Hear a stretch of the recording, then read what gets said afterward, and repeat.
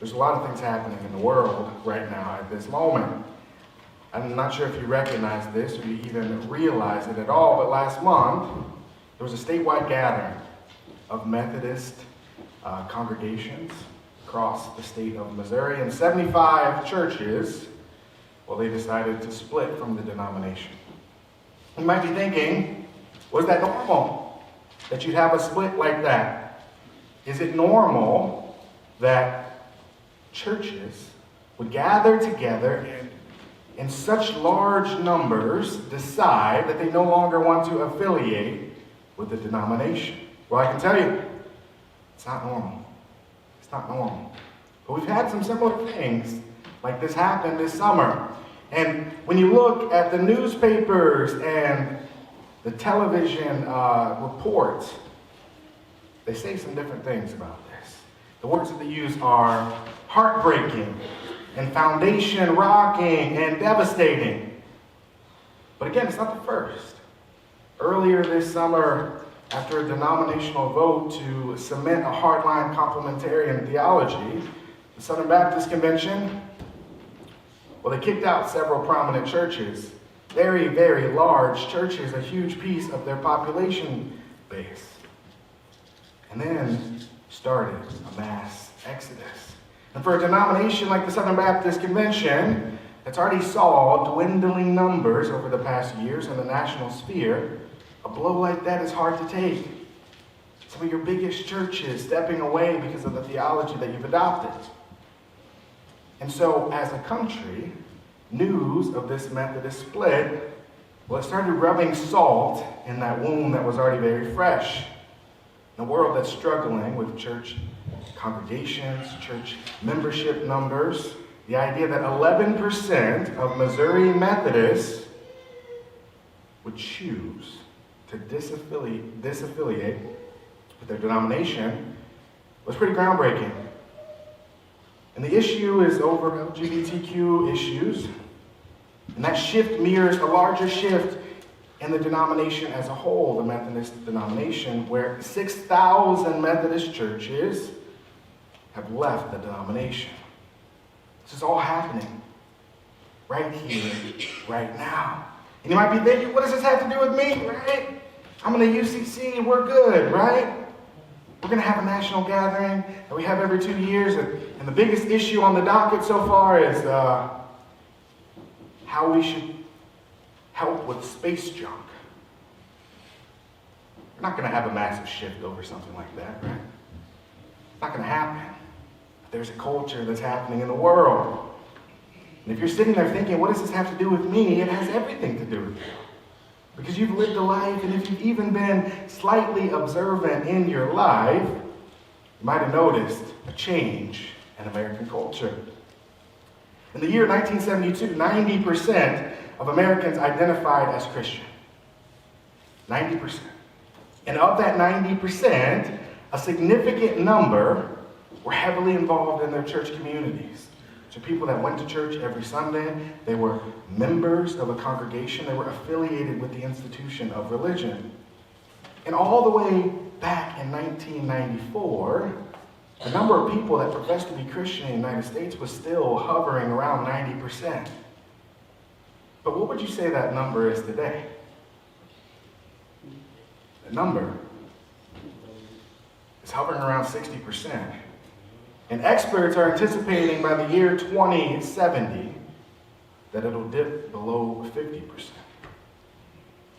And of that 60% of people that profess to be Christians in this world, a smaller and smaller number of individuals are involved in a church congregation.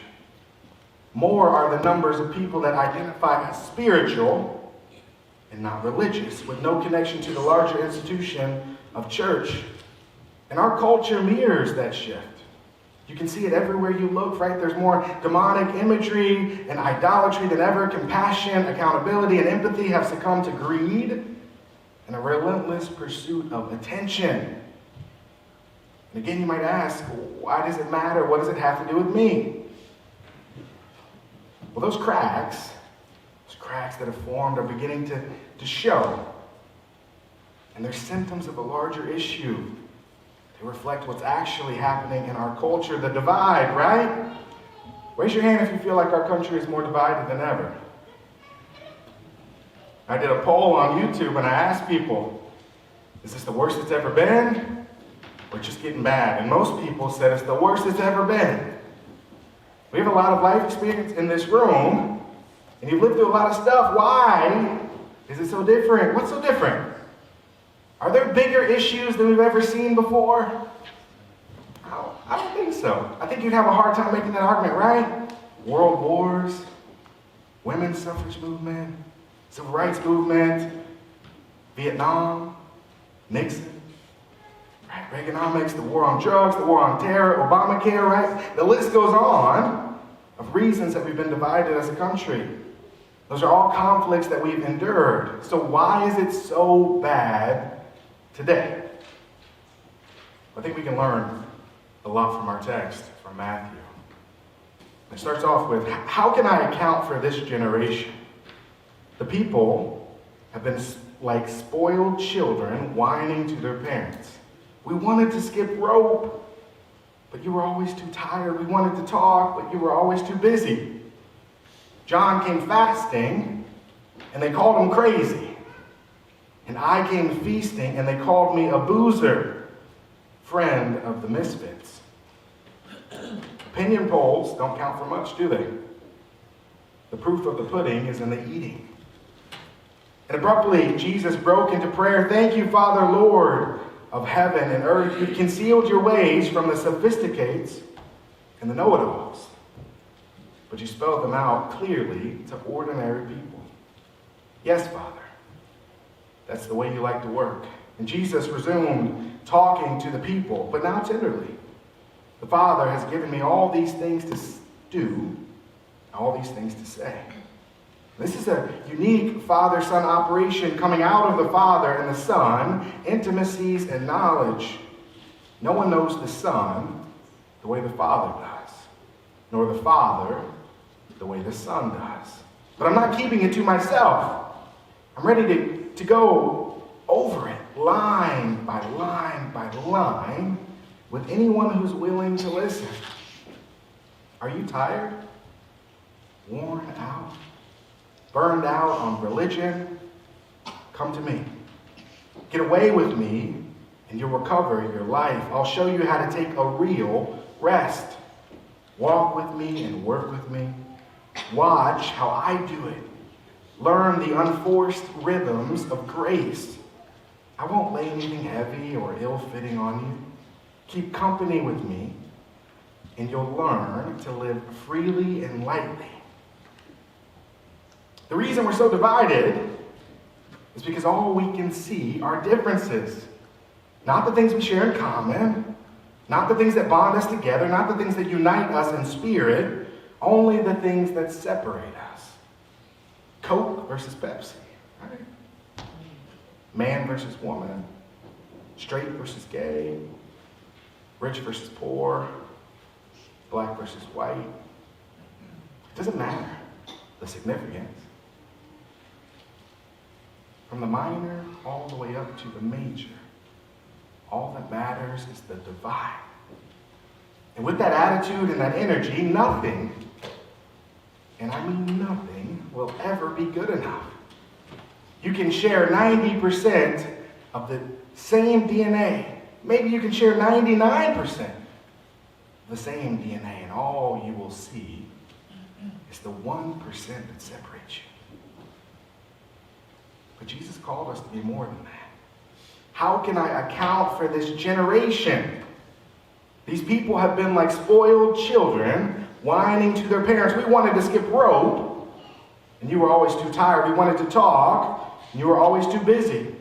You see, John, he came fasting, and they called him crazy. And I came feasting, and they called me a boozer, a friend of the misfits. Opinion polls don't count for much, do they? The proof of the pudding is in the eating. The proof of the pudding is in the eating. You know, I was in Texas on vacation, and I found out about this split in the Methodist church. And my mom texted me, and she said, "Have you seen the news? And I intentionally try to stay away from the news if I can.